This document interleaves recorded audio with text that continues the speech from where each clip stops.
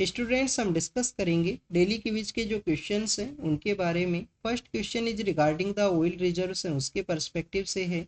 इनमें से किस कंट्री के वहाँ पे वर्ल्ड के जो लार्जेस्ट ऑयल रिजर्व हैं वो सिचुएटेड हैं, उस कंट्री को आपको यहाँ पे आइडेंटिफाई करना है। स्टूडेंट्स, क्या यूपीएससी के द्वारा भी इस तरीके से जो फैक्चुअल बेस्ड क्वेश्चन है वो पूछे जाते हैं एग्जाम के अंदर में? तो आप देखिए कि रिसेंट एक एग्जाम के अंदर यूपीएससी के द्वारा स्टेटमेंट बेस्ड जो क्वेश्चन है वो पूछे गए थे, जिसके अंदर एक स्टेटमेंट है उसको मेंशन किया गया कि क्या इस कंट्री के वहाँ पे वर्ल्ड के जो लार्जेस्ट ऑयल रिजर्व हैं वो सिचुएटेड हैं। तो स्टूडेंट्स, जब भी कोई कंट्री है वो न्यूज़ के अंदर में है तो उस कंट्री के पर्सपेक्टिव से जो बेसिक इन्फॉर्मेशन है उसके लोकेशन के पर्सपेक्टिव से वहाँ पे किसी मिनरल सोर्स के जो लार्जेस्ट रिजर्व हैं अगर वो सिचुएटेड हैं तो उन सभी के बारे में जो आपको बेसिक इन्फॉर्मेशन है वो ज़रूर से होना चाहिए। आप देखिए कि किस कंट्री के वहाँ पे लार्जेस्ट ऑयल के जो रिजर्व हैं वो सिचुएटेड हैं, उसका जो राइट आंसर है वो है वेनेजुएला। लैटिन अमेरिका का ये कंट्री है। आप देखिए कि कंटिन्यूस आपको न्यूज़ के अंदर देखने के लिए मिलेगा कि वहाँ का जो इकोनॉमिक सिचुएशन है उसकी वजह से भी वेनेजुएला है वो न्यूज़ के अंदर में है।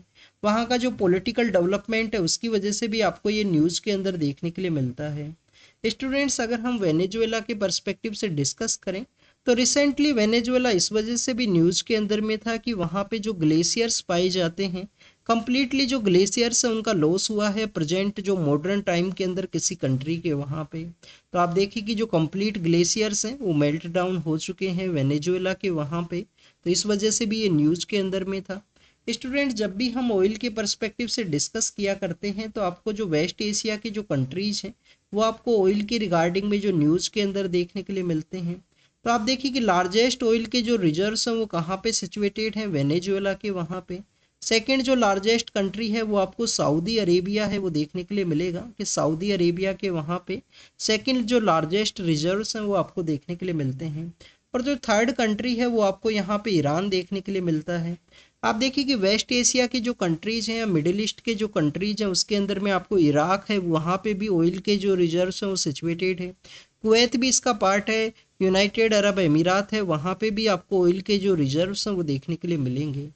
स्टूडेंट्स, अगर हम यहाँ पे ऑयल के पर्सपेक्टिव से जब भी डिस्कस करते हैं तो आप देखिए कि आपको एक जो टर्म है जिसको कि हम एशियन प्रीमियम के नाम से जाना करते हैं, एशियन प्रीमियम नाम का जो टर्म है वो आपको काफ़ी बार न्यूज़ के अंदर देखने के लिए मिलता है। यूपीएससी के द्वारा भी एशियन प्रीमियम के पर्सपेक्टिव से जो क्वेश्चंस है वो पूछे गए हैं। बेसिकली एशियन प्रीमियम है क्या? एशिया की जो कंट्रीज हैं जब भी उनके द्वारा ऑयल को परचेज किया जाता है तो उस समय उनको कुछ एक्स्ट्रा मनी है वो पे करना होता है। उसी एक्स्ट्रा मनी को यहाँ पे एशियन प्रीमियम है वो बताया गया है। स्टूडेंट्स, ये हमने एशियन प्रीमियम है, ऑयल के जो रिजर्व्स हैं जो टॉप कंट्रीज हैं उसके पर्सपेक्टिव से यहाँ पे डिस्कस किया। अब आपको जो वेनेजुएला का जो लोकेशन है वो भी ज़रूर से पता होना चाहिए। आप देखिए कि हमारा जो कैरेबियन सी है तो कैरेबियन सी के वहाँ पे भी अपना जो एरिया है वो शेयर किया जाता है वेनेजुएला के द्वारा। वेनेजुएला के द्वारा कैरेबियन सी के साथ भी अपना एरिया शेयर किया जाता है। इसके अलावा जो अटलांटिक ओशियन है उसके साथ भी अपना जो एरिया है वो आपको देखने के लिए मिलेगा। और आप देखिए कि कौन कौन से जो कंट्रीज हैं जिसके साथ में वेनेजुएला अपना जो एरिया है वो शेयर करता है, जिसके अंदर आपको ब्राज़ील है, कोलंबिया है और गुयाना नाम का जो कंट्री है वो देखने के लिए मिलते हैं। तो ये वेनेजुएला का लोकेशन हुआ, इसके बारे में आपको जो बेसिक इन्फॉर्मेशन है वो ज़रूर से पता होनी चाहिए, क्योंकि आप देखिए कि कंटिन्यूस जो वेनेजुएला है वो न्यूज़ के अंदर देखने के लिए मिलेगा। अब आपके लिए यहाँ पे एक होमवर्क भी है। ऑयल के पर्सपेक्टिव से हमने डिस्कस किया तो ऑर्गेनाइजेशन ऑफ पेट्रोलियम जो एक्सपोर्ट कंट्रीज का जो ऑर्गेनाइजेशन है कि जो पेट्रोल का जो एक्सपोर्ट जिन कंट्रीज के द्वारा कैरी आउट किया जाता है, इस ऑर्गेनाइजेशन का जो हेडक्वार्टर है वो कहाँ पे सिचुएटेड है? क्या इंडिया भी इसका पार्ट है organisation of petroleum export countries का? और क्या जो बगदाद क्राइसिस है 1957 का, उसके बाद में इस ऑर्गेनाइजेशन को क्रिएट किया गया? तो आपको जो हेडक्वार्टर है वो ज़रूर से बताना है कमेंट सेक्शन के अंदर में इस ऑर्गेनाइजेशन के पर्सपेक्टिव से। नेक्स्ट, अगर हम बात करें ब्लैक सी के साथ में कौन कौन से कंट्रीज हैं वो अपना एरिया शेयर करते हैं।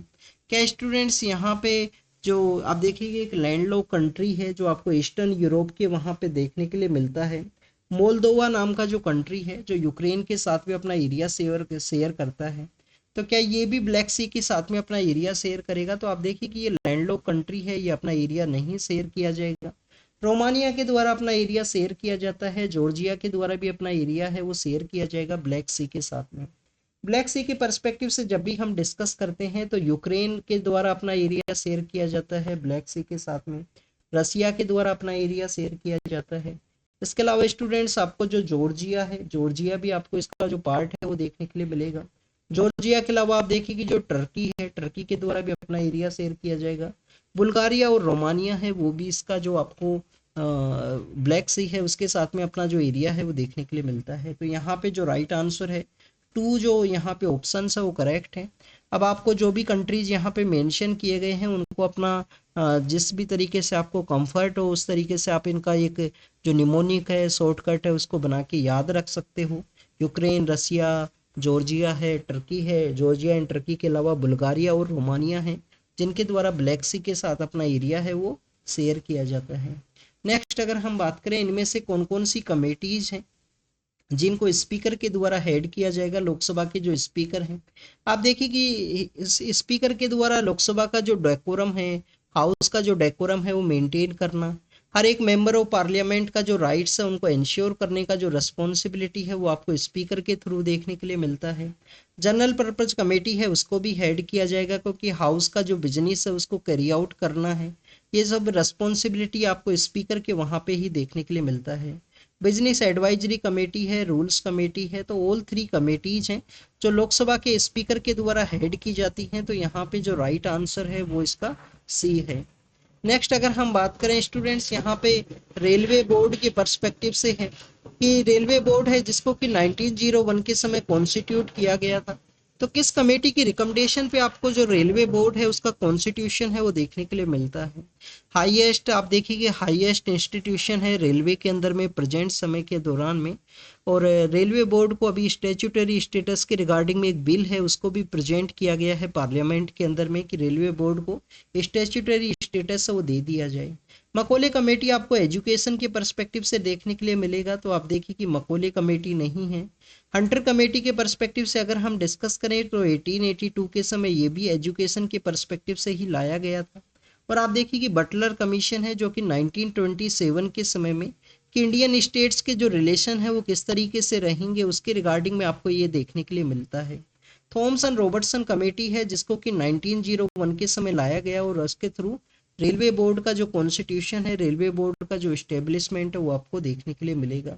बाद में 1921 के समय इसको फिर से, क्योंकि उस समय एक कमेटी आती है एक्वर्थी कमेटी है, एक्वर्थी कमेटी के द्वारा आप देखिए कि फिर से जो रेलवे है उसको रिस्ट्रक्चर किया गया था 1921 के समय में। इसके अलावा स्टूडेंट्स यहाँ पे जो नेक्स्ट क्वेश्चन है वो पूछा गया है कि जो सिटीजनशिप का जो हमारे यहाँ पे कानून है वो किस अथॉरिटी के द्वारा रेगुलेट किया जाता है सिटीजनशिप को। तो स्टूडेंट्स ये आपको बेसिक इन्फॉर्मेशन है जो सिटीजनशिप अमेंडमेंट एक्ट के पर्सपेक्टिव से भी देखने के लिए मिलेगा। आप देखिए कि जो हमारे कॉन्स्टिट्यूशन का जो आर्टिकल 11 है, कॉन्स्टिट्यूशन का जो आर्टिकल 11 है उसके अंदर पार्लियामेंट को हाईएस्ट अथॉरिटी है वो दिया गया है आर्टिकल 11 के अंदर में कि सिटीजनशिप के रिगार्डिंग में जो कानून है वो फ्रेम किया जा सकता है यहाँ पे पार्लियामेंट के द्वारा। स्टूडेंट्स आप देखिए कि जो सिटीजनशिप अमेंडमेंट एक्ट के दौरान में कुछ स्टेट्स के द्वारा स्टेटमेंट दिया जाएगा, स्टेट का जो चीफ मिनिस्टर है या जो पॉलिटिकल अथॉरिटीज हैं उनके द्वारा, कि उनके द्वारा जो सिटीजनशिप अमेंडमेंट एक्ट है उसको इम्प्लीमेंट नहीं किया जाएगा। बट आप देखिए स्टेट्स के पास में कोई रिस्पॉन्सिबिलिटी नहीं है, कंप्लीटली जो अथॉरिटी है वो पार्लियामेंट के अंडर में आपको देखने के लिए मिलता है सिटीजनशिप के पर्सपेक्टिव से। जब भी हम सिटीजनशिप के बारे में रीड करते हैं तो part 2 of Indian constitution article 5 to 11 के अंदर में इसको मेंशन किया गया है। सिटीजनशिप को अगर आपको गेन करना है तो ब्रांड नेम का एक निमोनिक है वो आपको देखने के लिए मिलता है, बाय बर्थ है, बाय रजिस्ट्रेशन है, एक्वायर ऑफ टेरिटरी है, नेचुरलाइजेशन है, और बाय डिसेंट के थ्रू आप यहाँ पे जो सिटीजनशिप है उसको गेन कर सकते हो। सिटीजनशिप के लॉस के आपको 3 वेज देखने के लिए मिलते हैं, रेनंसिएशन है, टर्मिनेशन है और डेप्रीविएशन है। आरटीडी के नाम से हम उसको याद रखते हैं कि आप 3 वे में जो सिटीजनशिप है उसको आप यहाँ पे लॉस कर सकते हो। तो पार्लियामेंट हाईएस्ट अथॉरिटी है जिसके द्वारा लॉ मेकिंग प्रोसेस के थ्रू सिटीजनशिप को रेगुलेट किया जा सकता है। तो this is all the statement, all the questions related to the today's quiz. जो भी इंफॉर्मेशन आपको मिला हो उसको नोट डाउन कीजिए आपके नोट्स के अंदर में। और आप देखिए कि कंटिन्यूअस रिवाइज कीजिए इन क्विज को, जो भी क्वेश्चंस यहाँ पे मेंशन है। Thank you students, thank you very much.